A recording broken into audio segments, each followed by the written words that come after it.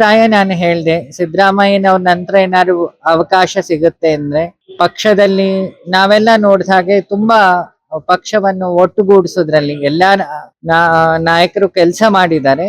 ಅದರಲ್ಲಿ ಅಧ್ಯಕ್ಷ ಸ್ಥಾನದಲ್ಲಿದ್ದು ಪಕ್ಷವನ್ನು ಒಗ್ಗೂಡಿಸೋದ್ರಿಂದ ಹಿಡಿದು ಪಾದಯಾತ್ರೆ ಕಾನ್ಸೆಪ್ಟ್ ಇಂದ ಹಿಡಿದು ಒಬ್ಬ ಲೀಡರ್ ಏನೆಲ್ಲ ಮಾಡಬಹುದು ಪಕ್ಷಕ್ಕೋಸ್ಕರ ಅಷ್ಟು ತಪಸ್ಸನ್ನು ಅವ್ರು ಮಾಡಿದ್ದಾರೆ.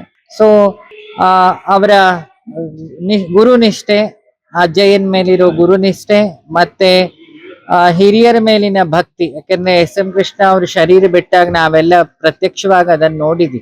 ಮತ್ತೆ ನಾಟಕೀಯ ಇಲ್ಲದ ಮಾತು, ಈ ಮತ್ತೆ ಪಕ್ಷ ನಿಷ್ಠೆ, ಇದೆಲ್ಲ ನೋಡಿದಾಗ ನಮಗನ್ಸುತ್ತೆ ಭಗವಂತ ಅವರನ್ನೊಮ್ಮೆ ಮುಖ್ಯಮಂತ್ರಿಯಾಗಿ ಸೇವೆ ಮಾಡೋ ಅವಕಾಶ ಕೊಡ್ಲಿ ಅಂತ ಹೇಳಿ ಅವ್ರ ಗುರುಗಳ ದಯೆಯಿಂದ ಅದು ಖಂಡಿತ ಆಗುತ್ತೆ ಅನ್ನೋದು ನನ್ನ ನಂಬಿಕೆ.